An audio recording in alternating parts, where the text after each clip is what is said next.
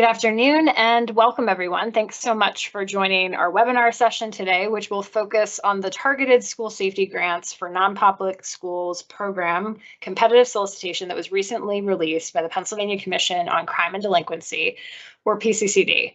My name is Sam Cook, and I serve as Director of Policy and Planning within PCCD's Executive Office. I'm very happy to be joined by some of my colleagues who will be co-presenting and facilitating today's presentation. PCCD team, would you like to take a brief moment to introduce yourselves? Kirsten, let's start with you. Thanks, Sam. I'm Kirsten Kenyon. I'm Director of the Office of Research here at PCCD. I have the distinct pleasure of overseeing the office responsible for administering this grant program. Chris? Thanks, Kirsten. I'm Chris Epic. I'm Deputy Director in our Office of Financial Management and Administration and oversee our financial grants management function here at PCCD. Wonderful. Thanks to you both. And thanks to Allie, our communications director, who's keeping things moving smoothly behind the scenes for us. So before we begin, just wanted to go over a couple of quick housekeeping rules, pretty standard fare for webinars. First, a note that today's webinar will be recorded and is going to be posted on both our website as well as YouTube channel as soon as it becomes available. And we'll also be posting a copy of today's PowerPoint slides for reference as well. So don't feel like you have to take notes or anything like that. We've got you covered on that front. We do encourage you to take a quick moment to just double check your audio settings to make sure you're able to hear today's presentation.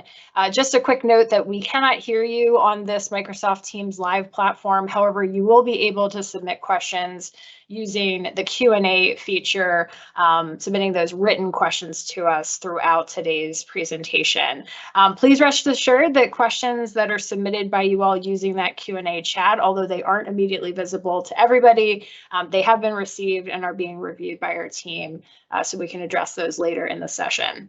Moving towards today's agenda, we'll kick things off with a very brief recap of the targeted school safety grants for non-public schools program funding announcement, including a couple of important changes that have been made to the application process this year compared to the version of the targeted school safety grants that PCCD released in January earlier this year. And so we'll dive into how some interested applicants can apply for funding from PCCD, go over a couple of important deadlines and funding timelines, and then spend the bulk of our presentation on some frequently asked questions about this funding announcement that have been submitted to PCCD so far. After we're finished going through those common themes from the questions, we'll reserve the remainder of today's session to answer any questions that have been submitted by participants using that Q&A feature that I just mentioned. We'll try to answer as many questions as we can during the time allotted for today's webinar, but on the off chance we aren't able to get to some of your questions, we will try to update our funding announcement Q&A document to the extent possible with responses very soon for your reference. So with all that behind us, let's go ahead and get started. So first, just a little bit about our agency for folks who might be newer to us. The Pennsylvania Commission on Crime and Delinquency, or PCCD, as we're more commonly known, was established more than 45 years ago through Pennsylvania state law. We serve as Pennsylvania's justice planning and policymaking agency, and our mission is to enhance the quality, coordination, and planning within both the criminal and juvenile justice systems, facilitate the delivery of services to victims of crime, and to increase the safety of our communities. We are a relatively small but growing state agency housed within the executive office with about 150 employees working across 4 different offices. PCCD is unique in that we are directed by an overarching commission board that's advised by 7 different advisory committees and 2 training boards. The School Safety and Security Committee, which is responsible for overseeing school safety and security grants and other initiatives, is also housed within PCCD. So our agency's responsibilities and programs fall into a number of different areas, including funding and grants, as we'll talk about today, data and research, victims compensation, training and technical assistance, and other responsibilities. And if you're interested in learning a little bit more about what we do and what we're about, would encourage you to check out our website at pccd.pa.gov. So now I'd like to turn things over to Kirsten, who oversees our school safety unit, to get into the nuts and bolts of our funding announcement. Kirsten? Thanks, Sam. Good afternoon, everyone, and thank you for joining us today. I'm going to provide you with an overview of the targeted school safety grant funding opportunity for non-public schools being administered by PCCD this fall. As many of you may know, this particular grant program was previously administered by the Office for Safe Schools at the Department of Education. With the passage of Act 33 of 2023, this grant program was shifted to the School Safety and Security Committee under PCCD. It's now the committee's responsibility to administer these funds. Since Act 33 passed so late last year, PCCD issued the fiscal year 23-24 targeted school safety solicitation earlier this year in January and announced awards in April of this year. The fiscal year 24-25 budget passed, relatively speaking, on time this year in mid-July of 2024, and I'm pleased to announce that $19.7 million was allocated for the grant program. The passage of the School Code Bill, or Act 55 of 2024, produced some changes in the way the fiscal year 24-25 targeted school safety grants for non-public schools program is going to be administered. Specifically, the provision in law that required the intermediate unit to apply into our e-grant system on your behalf or non-public school's behalf in the event that a non-public school was recommended for an award was completely removed. New to fiscal year 24-25 then, if your non-public school is recommended for an award, you will deal directly with us, PCCD, to finalize your award. Please note that this new process is not retroactive to the fiscal year 23-24 grants that were just awarded in April. This means that if your non-public school was awarded a targeted school safety grant, again, just in April of this year, you will still need to work with your intermediate unit to receive that grant award. But for this solicitation and for moving forward, that will no longer be the case. I would also note that for fiscal year 24-25 solicitation, municipalities, law enforcement, and approved security vendors are eligible to apply for funding under this solicitation to support school security personnel services for public and non-public schools. I'd also note that for this solicitation, approved private schools and private residential rehabilitative institutions, or PRRIs, are also included. Last year, both of those entity types were directed to apply to our other competitive school safety solicitation. But as this is the only competitive funding that we have this year, they are part of this competitive solicitation process. Please note, though, however, that at the very least, non-public schools are reserved a minimum of $14.551 million out of the $19.7 million available in funding. Now, before we get into a step-by-step breakdown of this particular solicitation, we again just want to draw attention to the fact that this grant program is different to some other recent grant programs you were involved in, also known as, we just want to provide a disclaimer up front that PCCD's targeted school safety grant for non-public schools grants is different than the EANS solicitation, or the Federal Emergency Assistance for Non-Public Schools program. First, the funding being used here is state funding and it is not federal. As an agency, PCCD administers several federal funding streams, and we can totally commiserate with you that federal funding comes with all sorts of additional parameters and requirements.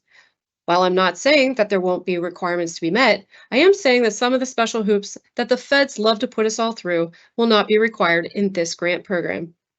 Also, funding for our targeted grants program is for different eligible project activities than the EANS solicitation was. Our eligible project activities are those that are allowed by state law in section 1306-B subparagraph J of the Public School Code. And finally, I would note that there are no restrictions on using this funding for permanent structures as it was under EANS. And in one more departure from EANS, PCCD has attempted to craft our application process to be similar to other PCCD administered grants. Most notably, we use a very similar SurveyMonkey initial request process that we use for our nonprofit security grant program. So let's now pivot to a review of the actual funding announcement. In case you haven't already visited it, go to pccd.pa.gov and select the School Safety and Security tab from the drop-down box on the upper right-hand side of the screen. From there, you will be on our School Safety and Security Overview page, where we have created handy one-page sheets for each eligible school entity and other eligible applicants for school safety and security funding that we're also administering at the same time. Both the non-public school and municipalities, law enforcement agencies, or approved vendor links will take you to the quick links you need to access information about this solicitation. You can find all the key links you need, including the direct link to the non-public school webpage on our website off of these one-pagers, which were actually distributed to you via email, but just in case you didn't receive it, these one-pagers also live on our website as well. We strongly recommend reviewing the written funding announcement carefully for additional information about eligible activities and to determine how your application can help fill strategic needs and gaps.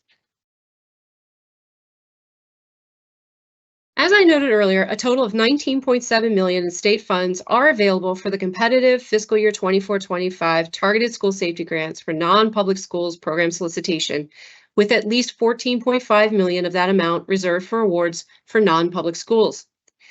Eligible applicants can request up to $75,000 to support proposed project activities over an 18-month project period. Funds may be used for eligible activities allowed under the school code or programs that address school violence by establishing or enhancing school security, including all costs associated with the training and compensation of school security personnel. I would note that funds may only be used by municipalities, law enforcement agencies, and approved security vendors to support school security personnel services within both non-public and public schools. They are limited to that use of the funding. Moving on to eligible applicants. Per the law, only non-public schools that legally fulfill the compulsory school attendance requirements of this act are eligible to apply. Schools that only offer pre-K and kindergarten are not eligible since they serve students who are not covered under Pennsylvania's compulsory school attendance law, which says that children should be ages 6 and above. Please note that approved private schools, again, and PRIs, are eligible for this application as they are non-public schools. Again, I would just note that last year they were eligible to apply for a separate solicitation, but this year they're eligible to apply under this solicitation. Municipalities, law enforcement agencies, and approved security vendors are also eligible to apply. Security vendors that are eligible include those that were approved by the PA Department of Education prior to the grant program being moved to PCCD, and it also includes those security vendors that are on PCCD's approved list. For those vendor lists, please see the links within the funding announcement, which will take you to those approved vendor lists on our website or the Departments of Education's website. And just as a reminder, Act 55 of 2024 changed the law to say that non-public schools do not need to have their intermediate unit apply on behalf for an award. If any eligible applicant is selected for an award out of our SurveyMonkey initial request form process, PCCD will then work directly with you to finalize your reward within our eGrants system. And now I'll turn things back over to Sam to continue on with eligible activities and priority considerations with this grant program. Sam? Thanks, Kirsten.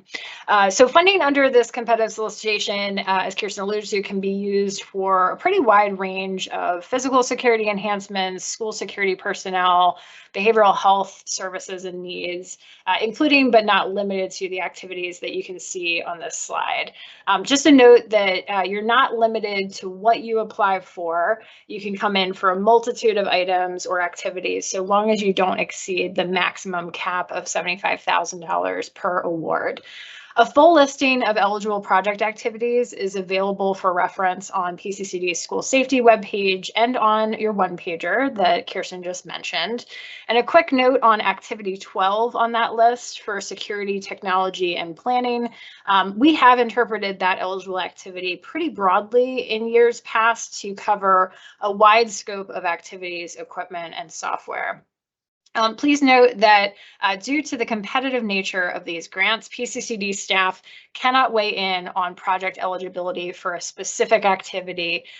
So we're able to clarify some processes around application procedures, but not to tell you whether or not a specific item is considered particularly eligible or a good approach.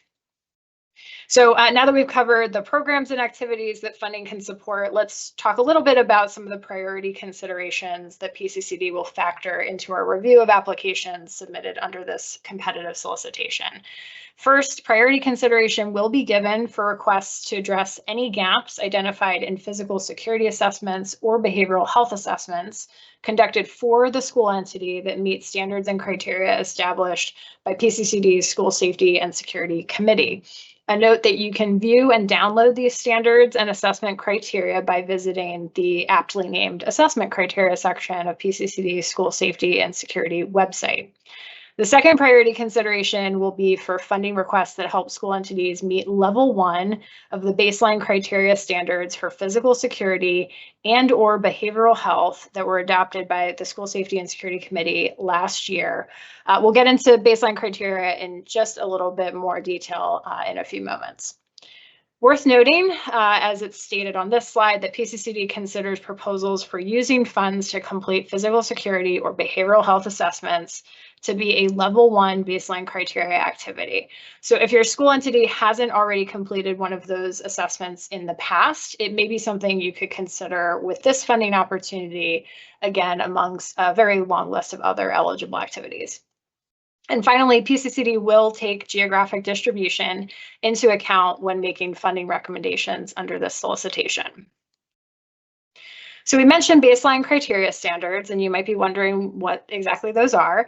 So PCCD's baseline criteria standards were actually originally adopted by the School Safety and Security Committee in 2021, and those were born out of a desire to help inform school entities' decisions about physical security and behavioral health and mental health needs within kind of a broader school safety context. The standards were developed and, as I mentioned, recently revised last year based on input from a multidisciplinary work group with diverse representatives from the field.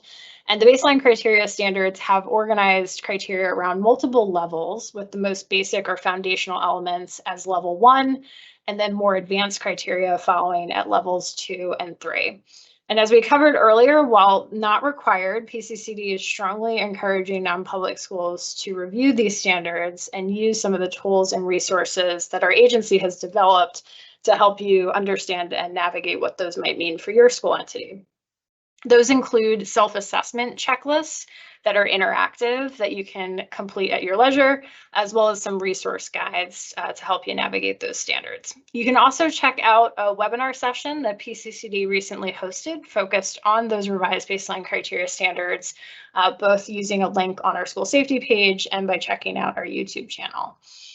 We recognize that baseline criteria standards were developed primarily with public school entities in mind, not non-public schools. And so it is possible that some of the standards fall outside the scope of or are not required of non-public schools compared to their public school entity counterparts. Because baseline criteria standards, though, reflect basic recommendations and best practices for improving physical security and behavioral and mental health, however, they are being utilized as factors that can help PCCD prioritize requests for funding under this competitive solicitation. We also think that the baseline criteria offer a helpful framework for non-public schools to consider as part of their overall school safety and strategic planning efforts. And with that, I'm going to turn things over to my colleague Chris for a little bit on the financial considerations. Thanks, Sam, and good afternoon again, everyone. There are a few key financial considerations we wanted to ensure that all potential applicants are aware of with this funding solicitation. First, as Kirsten shared earlier, and probably one of the most notable differences from last year, is that Act 55 removed the IUs from being an intermediary in this year's round of grant awards. Last year, PCCD made grant awards to IUs, which in turn subgranted funding to successful non-public school applicants. This year, successful non-public school applicants will receive direct awards from PCCD. Non-public schools will also be reporting directly to PCCD and receiving grant payments directly from PCCD. Also, sustainability planning is not necessary under this funding opportunity, which means that successful applicants do not have to plan for the continuation of grant-funded programs after the funding ends. Another key consideration is supplementation. Grant funds must be used to supplement and not supplant existing spending on school safety and security within a school entity. You cannot use these grant funds to pay for any cost that is currently accounted for in your school's operating budget. Funds must be used to expand current spending on eligible activities within this funding solicitation. There are several examples of what would and would not constitute supplementation in the funding announcement and within the frequently asked questions document, and both are currently posted on our website. We'll show you exactly how to navigate to those documents towards the end of this webinar. Please keep in mind that the School Safety and Security Committee may award a request made by a non-public school in whole or in part based upon the merit of a specific item requested, and PCCD has final approval of all budgets. This means that an initial request may be selected to make formal application for all items as requested, all items initially requested with reductions, or only a portion of the items requested. And last but not least, PCCD may randomly audit and monitor grant recipients to ensure the appropriate use of grant funds and other compliance requirements. If selected, please be sure to keep sufficient documentation to support what was submitted in your application and what will be submitted on your required fiscal and program reports. Finally, we wanted to make sure that non-public schools and their partners were aware that under Pennsylvania state law, any sensitive information that is included within your application for funding will not be accessible for inspection and duplication under the state's right to know law. Sensitive information is defined as anything that's reasonably likely to result in a substantial or demonstrable risk of physical harm or personal security of staff or students. With that, I'll turn things back over to Kirsten to walk us through the application process. Thanks, Chris. Now we're going to navigate the lovely application process. As we noted earlier in this presentation, the targeted grant program for non-public schools is set out in a multi-phase process. Right now, we're at phase 1, which is the initial request form via the online SurveyMonkey tool. Once the solicitation period closes, we'll move into phase 2, or reviewing and scoring the initial requests. A recommendation will then be made to the School Safety and Security Committee during phase 3. And if the request is approved, PCCD will reach out to eligible applicants to begin the formal application process, or phase 4, within our eGrants system. Phase 5 will include when all the projects are awarded and project implementation can commence. So the next few slides, we'll get into detail a little bit more about phase 1, and then Sam will go over the general timeline for each of these remaining phases. So the first step is the initial request process. Non-public schools and municipalities, law enforcement agencies, and approved vendors must submit applications using PCCD's SurveyMonkey link, which can be found on the Targeted School Safety and Security Grants for Non-Public School webpage. Initial requests must be submitted electronically using the online SurveyMonkey form by 11:59 p.m. on Thursday, September 26, 2024. So what is in the initial request form? This solicitation is very similar to how it was crafted last year, with the slight exception of adding a separate track of questions related to municipalities, law enforcement agencies, and the approved vendors. Their series of questions, though, is very similar to the questions that were asked of them within their competitive application in January, February, March of this year. For all applicants, we are going to ask for standard applicant information first, including opening questions regarding your eligibility as an applicant and contact information. We also definitely ask for general contact information for your organization and your primary contacts.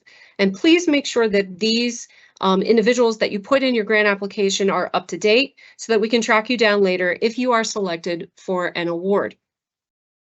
In our applicant overview section, if you're a non-public school, we will ask you for a short description about yourself, including the location of the school, the total number of student-occupied buildings, and total student enrollment figures. We'll ask a description about your non-public schools experience and efforts related to improving school safety, including any current or recent initiatives or activities.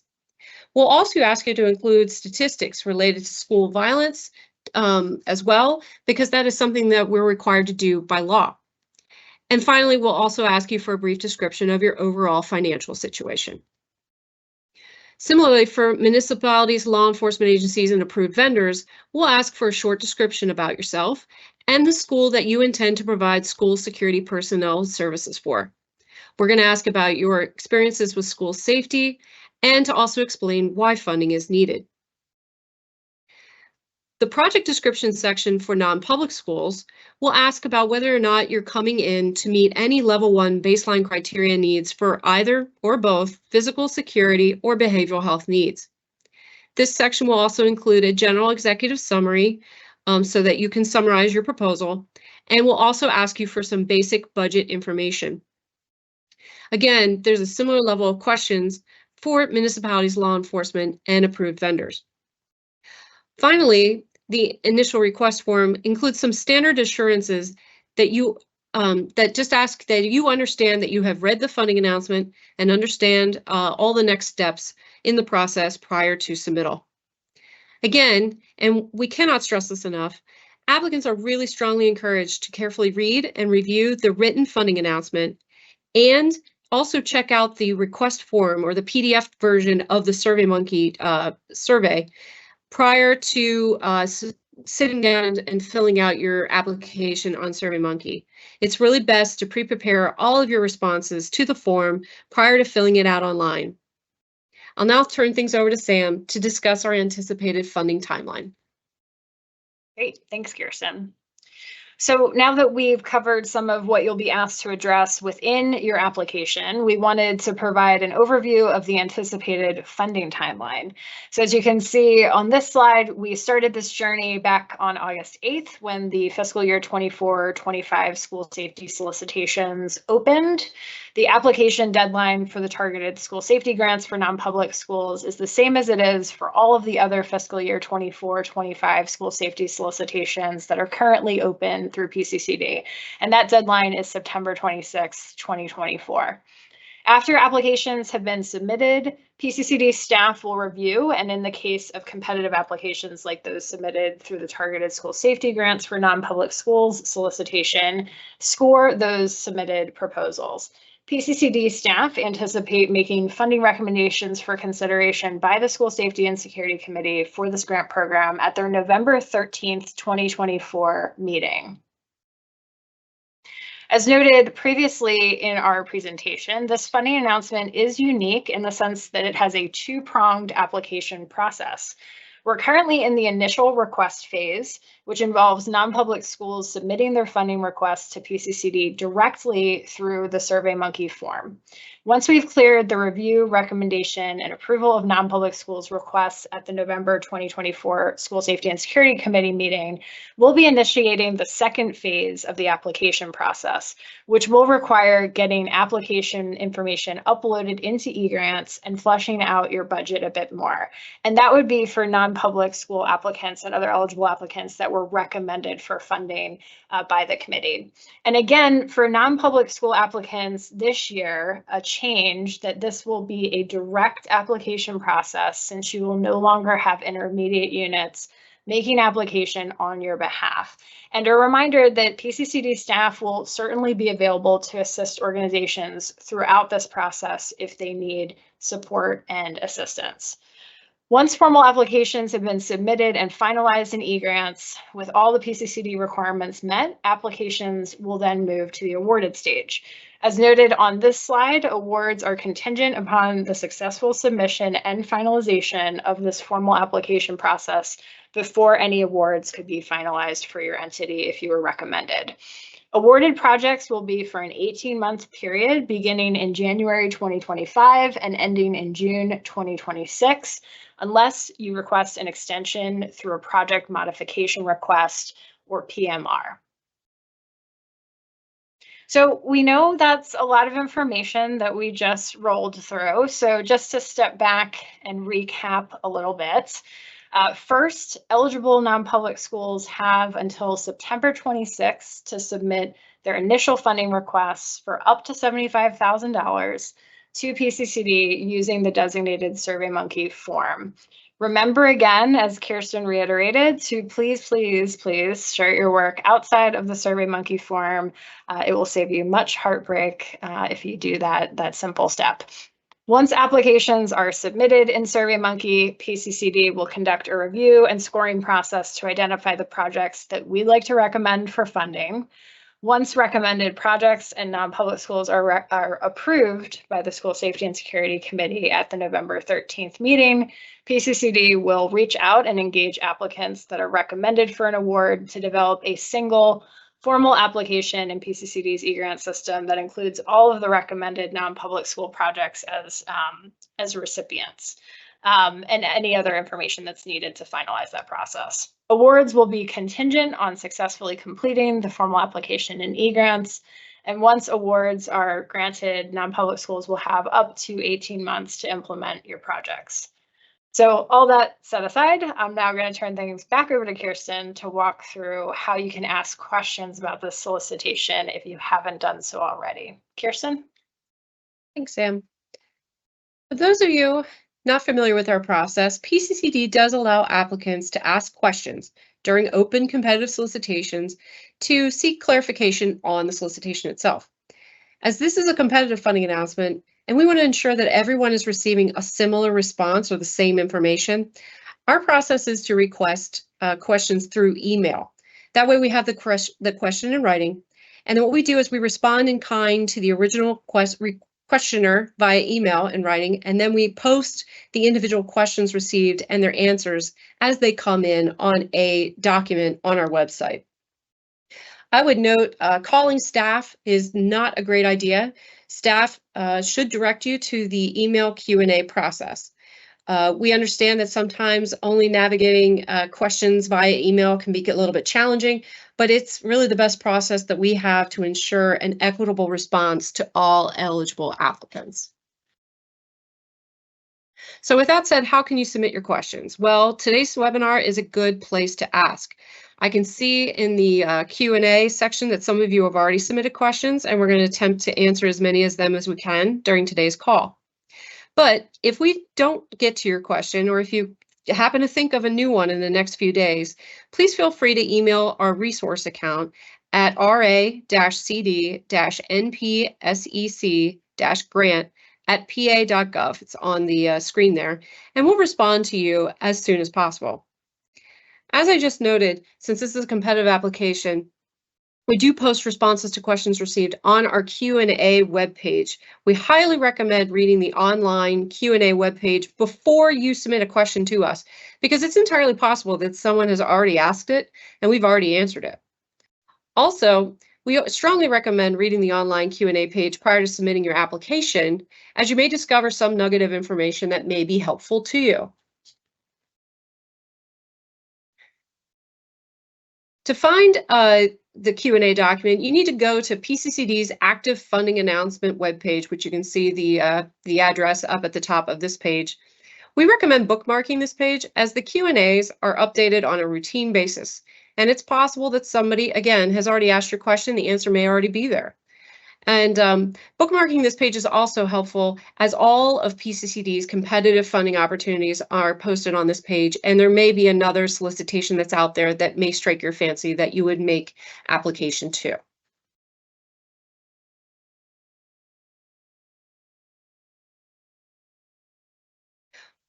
While I won't go into all of the common FAQs that we've already received and the responses, I did want to highlight some of the common topics that are referenced in the Q&A document already. And some of those questions include questions about who is an eligible applicant, which again, I will reiterate, are non-public schools meeting compulsory school requirements, approved private schools, PRRIs, and municipalities, law enforcement, and approved security vendors that are seeking funds to support school security personnel. We get a lot of questions about eligible activities, and we answer them to the extent that we can. But again, we're a bit limited due to the competitive nature of the solicitation into getting into any major specifics. We do get asked questions about the priority consideration process, And we get asked a lot of questions about the physical security and behavioral health assessments and the baseline criteria. So if you're seeking clarification on any of those items, please see the Q&A. We also get questions about process and how does everything work, such as do the IUs need to apply on behalf of a non-public school? And the answer is no. We do get questions about can an applicant apply for multiple campuses? And the answer to that question is yes. If you have any process-related questions, I would strongly urge you to check out the Q&A. As Chris mentioned earlier, we get a lot of financial-related questions too, particularly about supplementation, project dates, how does procurement work, how does the reimbursement process work? So again, I would check out the Q&A to see if we've already answered any of those types of questions. And then finally, we do get a couple technical questions about SurveyMonkey itself and questions about how to troubleshoot any problems that you may run into in terms of actually submitting your application. Again, if you go check out the Q&A document and you don't see a question or an answer that corresponds to your exact question, just please email the resource account and put the title of the funding announcement in the subject line, so the targeted non-public school grant, and submit your question for us to consider, and we will get back to you. And now I'm going to turn things back over to Sam to help facilitate any live questions we may have. Thanks, Kirsten. So just a friendly reminder, if you haven't done so already, now is a great time to use that Q&A chat feature to type up questions that you might have for our presenters today.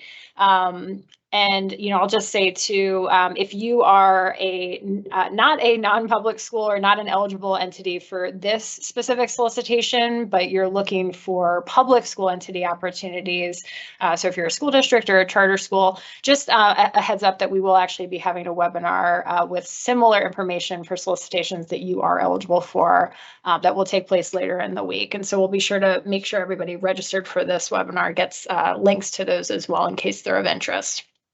So I want to go through a couple questions that we've gotten so far through the chat. And some of them, Kirsten, are process-related things that you just touched on and have covered previously, but I think it might be helpful to hit them home. So can you talk a little bit more about kind of clarifying the changes of sort of whether or not non-public schools go through IUs this year? Just walk folks through kind of what role, if any, IUs have. Sure, Sam.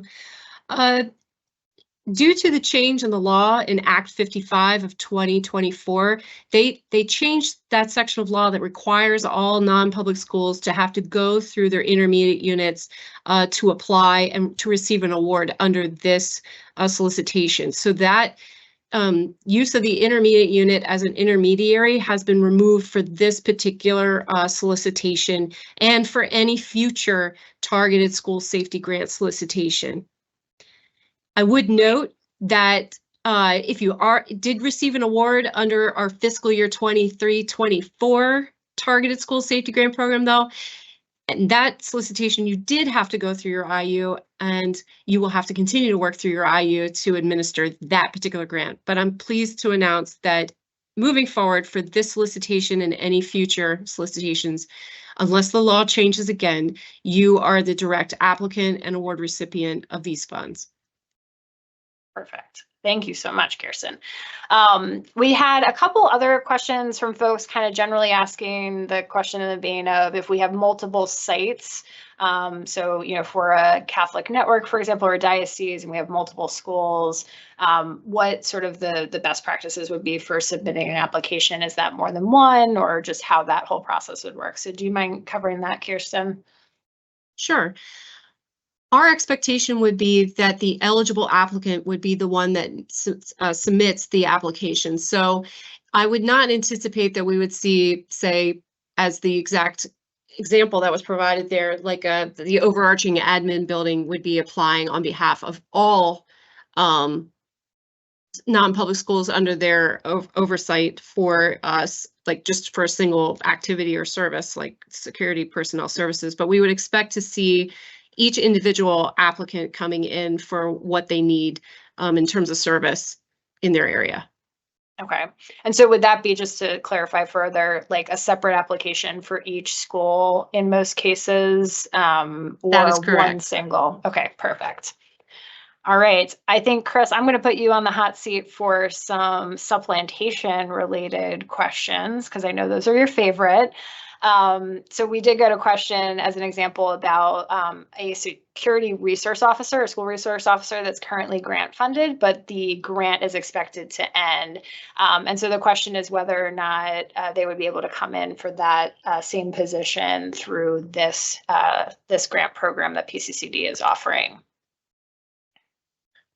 Yeah, in that situation, if your grant funding is ending and there is no other funding budgeted to continue that position or service, yeah, that appears like that would be eligible for funding and would not be considered supplantation. Wonderful.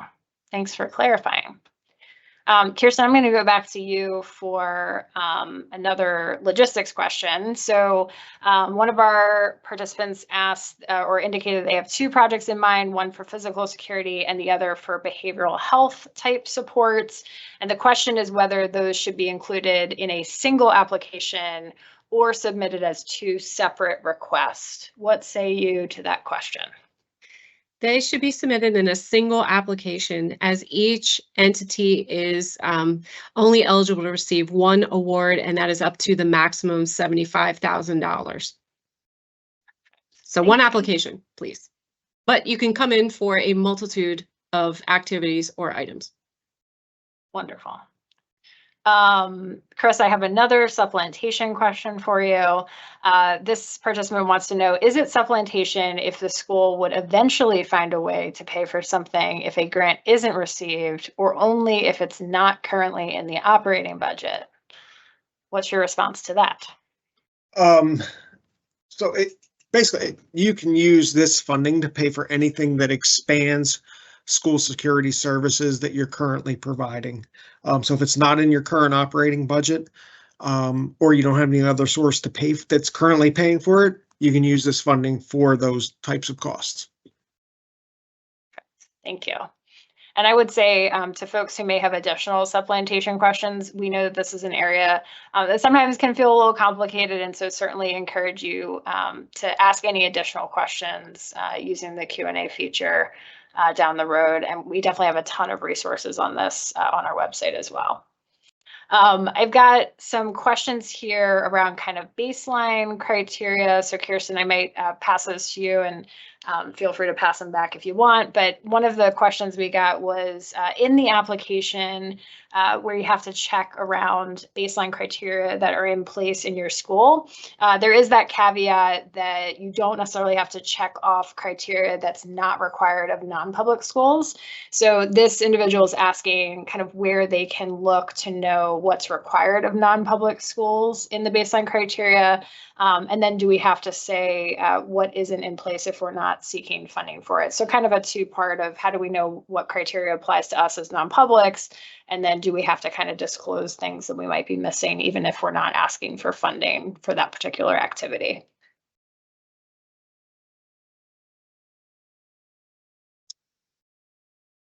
Yeah. I might have to pass that one back to you, Sam. That's okay. Well, Okay. I'll start with the first one of how do we know if it applies to us? If you haven't already checked out the baseline criteria standards themselves, there's a couple other corresponding guides as well. We do include a lot of footnotes in there. And so generally speaking, you know, of course, always encourage you to talk to the lawyers in your life. But generally speaking, if you're not seeing a statutory footnote in there that indicates otherwise, most of the things that are signaling footnotes of sorts are going to be things that are statutory requirements for public schools. There are some exceptions. And so if you do have any questions about that, would encourage you to work with whoever you would normally work with within your school entity who kind of answers questions about what you're legally responsible for and not responsible for. But we did try to include those citations as a way of at least pointing you to why that criteria is included if it's rooted in a state law requirement. And in terms of kind of saying what isn't in place if you're not seeking funding for it, I would say that if you're sort of trying to provide as much transparency as possible as you're figuring out what criteria applies and doesn't apply for you, certainly won't penalize you for providing more information in those sections. But again, encourage you to kind of do some collaboration with folks within your teams who help you navigate the legal side of things if you have questions about that baseline criteria. Kirsten, anything you'd want to add to that as I caught the ball that you passed to me, so to speak? No, it was a pretty comprehensive answer. Thank you, Sam. You are very welcome. Moving on about, Kirsten, I do think this would be in your wheelhouse. You can tell me if you disagree, but we did go to a question around if level 1 request applications are all granted and there's still funds available, is the idea that other application levels, requests for things that go beyond level 1 funded, or how does that sort of prioritization of level 1 stuff work kind of in the grand scheme of things? Sure. During the review, we're looking at the entire body of all the applications that are coming in. And the goal is to try to meet as many level 1 baseline criteria requests. They're receiving priority consideration over other requests. That does not necessarily mean that that more advanced activities and eligible activities would not be supported. It's just the level 1 baseline criteria receive priority consideration when in award recommendation decisions. Thank you. This next question, Kirsten, is around kind of timing of assessments. So this individual said that their school was assessed by an RVAT, but it was more than 3 years ago. And so I think they're trying to figure out how to navigate that question 22 around whether they can say that a physical security assessment was recently completed. And they're basically indicating that they'd like to come in for things that were based on that recommendation. So do you have any general advice for folks in terms of kind of that 3-year time frame for physical security assessments and just generally how to navigate that if it's been more than 3 years? I think it's a good rule of thumb that if you have had an assessment done, even if it is older than 3 years, and if your building has not seen major changes over the course of time since you received that assessment, that it's better safe than sorry to actually include your assessment within your application and just make note of it. Thank you. All right, I'm just looking through. If folks have any additional questions, please do share them. It seems like things are petering down a little bit, but we do have a little bit more time if folks have any burning questions they'd like us to address while we're live. So this question, Kirsten, not to put you on the spot again, but around sort of the earlier question we asked for if you're kind of affiliated with multiple school entities, can you just clarify, does the separate applications recommendation apply if the schools plan to share a resource? So the example given is if multiple schools want to share one officer for, let's say, 4 different school entities. Yes, we would still expect one application per school entity requesting funding for that particular service. Okay, perfect. All right, so moving on to a couple other ones that we've gotten. So will there be another opportunity in the spring of 2025 to apply for these funds, or how often are these funds going to be made available? And Kirsten, I think that might be good for you. Sure, Sam. Well, funding is contingent upon the passage of the state budget, which typically passes at the end of each state's fiscal year, which is usually around June 30th. If more funding is allocated next year, the next likely solicitation would be around 30 to 60 days following the passage of the state budget. So most likely, again, sometime within the July, August, September timeframe for the next solicitation, dependent upon the passage of the state budget. Perfect, thank you.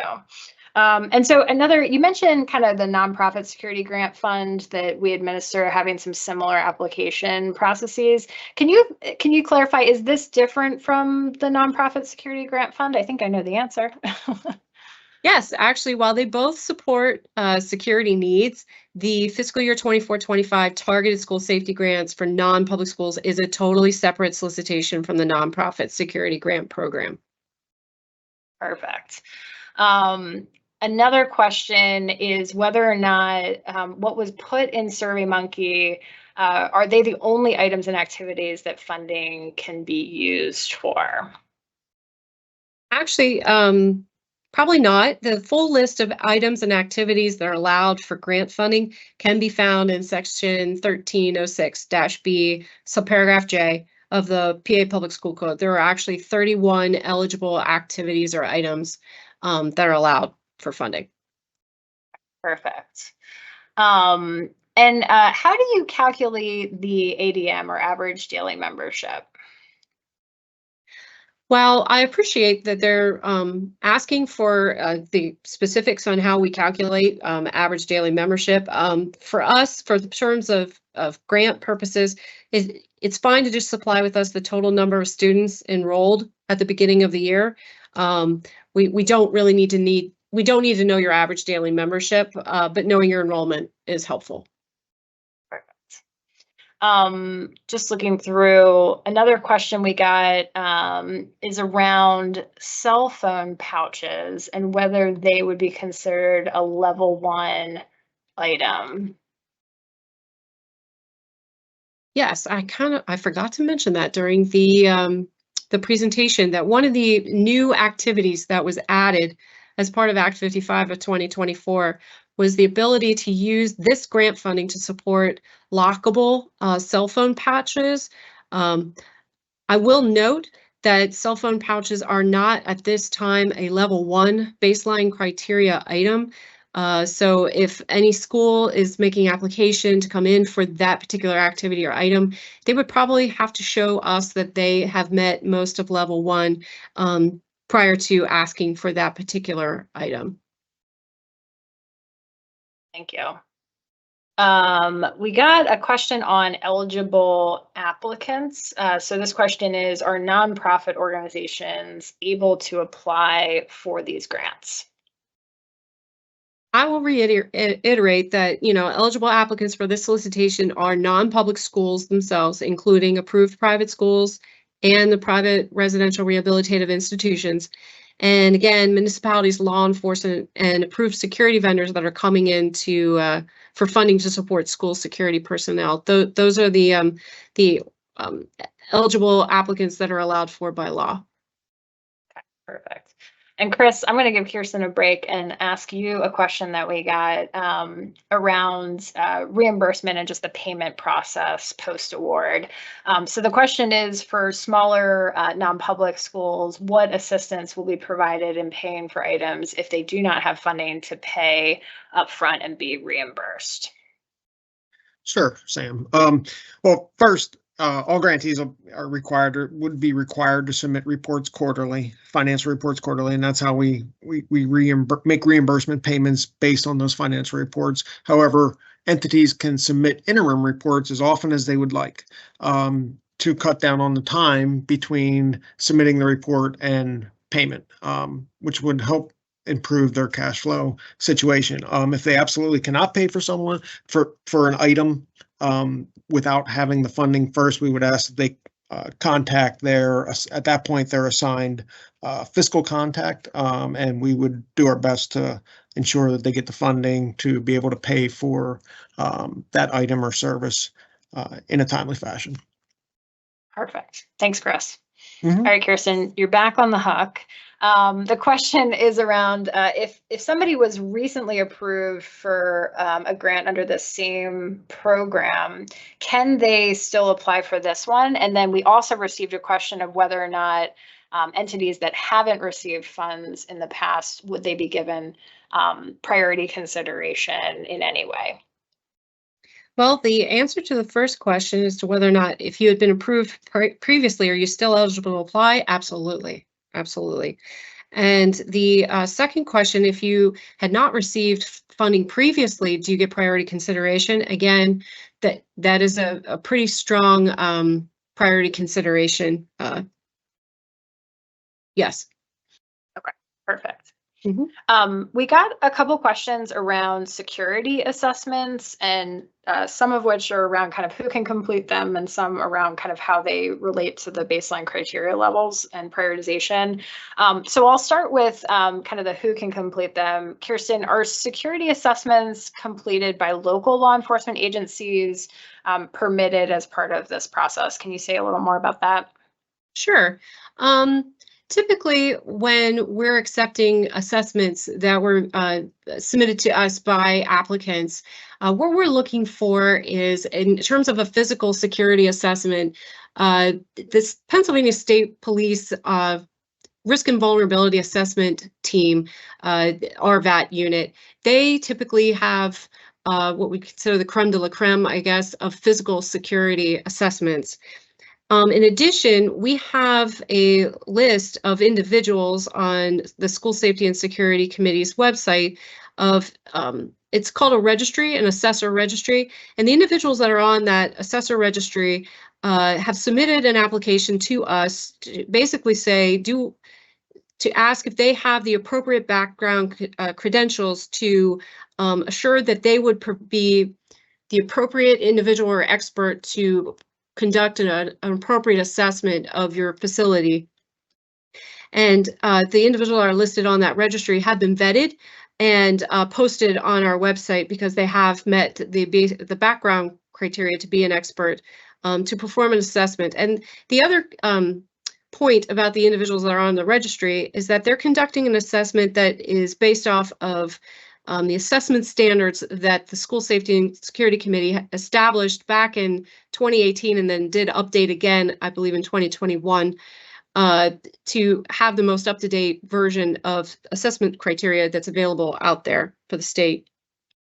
And conversely, too, more than just physical security, we also have a cohort of individuals that are on that registry that also perform behavioral health assessments as well, which is a similar process. The behavioral health experts can come into your school and assess where you're at in terms of gaps and needs, in terms of your behavioral health needs. So while we strongly encourage any school to use our assessment criteria to either conduct a self-assessment or rely on the PSP RVAT or our registry to help them do assessments, for the purposes of grant funding, when we see requests come in to say, well, we had an assessment say that we should have XYZ, that we're missing this, and this is something that that we need funding for to meet this gap. What we will look for is to whether or not that individual was either with the state police RVAT unit or a member on our registry to ensure that the quality of the assessment criteria meets the standards of the committee. That was a really long answer. I hope I was able to hit all the major points. Yeah, so I think it's important, right, for folks to just double check that registry link and just see if the local law enforcement agency or corresponding entity that may have completed an assessment kind of is on there or not, just to be aware of that. That relates to another question, and this will be our last one because we're in the home stretch time-wise. But you sort of touched on it, Kirsten, to the end of your response there. But can you just confirm, if a recommended item on a security assessment that's completed by a recognized entity on that registry has been identified and documented, but it's not on that level 1 baseline criteria standards, can you confirm whether that would be something that schools can ask for, or just what that process looks like? Okay. Yes, and schools can definitely request that particular item and just cite where it is in your assessment. Okay, perfect. And I do see, I'll squeeze one last one in because Chris, I feel like you haven't gotten the same amount of airtime as you should. So just for fun, we're talking about registered folks and registries. And this question is around our vendors listed on the registry, also the only vendors we're allowed to use for installation or purchasing. And I feel like that's a lovely way to ask about, I know, some procurement related stuff that's in your bailiwick. So do you want to say anything about that question? Sure. So I know we have received a lot of questions about procurement, and you don't have to strictly use those vendors on that list for services or to procure goods and supplies.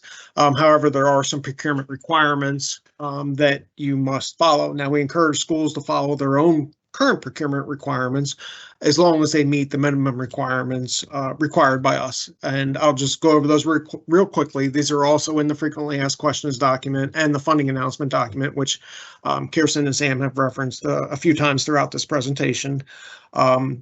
Basically, under 12,600, we just want you to get the best price possible, but there's no real requirement. After that, above 12,006 up to 23,200, we're asking, well, we're not asking, but it's a requirement that you obtain rate or price quotations from at least 3 qualified sources.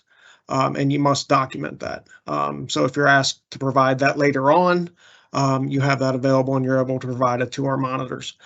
Above 23,002 and above, at that point, you would have to publicly solicit bids for that good or supply that you're trying to procure. So in the end, a firm fixed price contract will be awarded to the responsible bidder that is lowest in price for that good, supply, whatever it is you're trying to or would like to purchase. And again, I know that was a lot there. That is in the funding announcement. It's in the question and answer document. And like we said, if you have specific questions, feel free to submit those and we'll post those answers in the question and answer document as well. Wonderful. Thanks, Chris. Sure. Well, we appreciate everyone's time and participation in our webinar session. We know everyone on this call is very busy and doing important work. So as a reminder, a recording of today's webinar along with PowerPoint slides will be made available on PCCD's website. The recording will be on our YouTube channel as well. We encourage you to carefully review that funding announcement and all the related materials we've referenced today. And if you do have any lingering questions, please don't hesitate to contact our team through the email using that email address that we referenced a couple times and are peppered throughout the funding announcement document. So thanks again. Hope you have a great rest of your day, and we'll look forward to seeing applications that you all submit in a couple of weeks.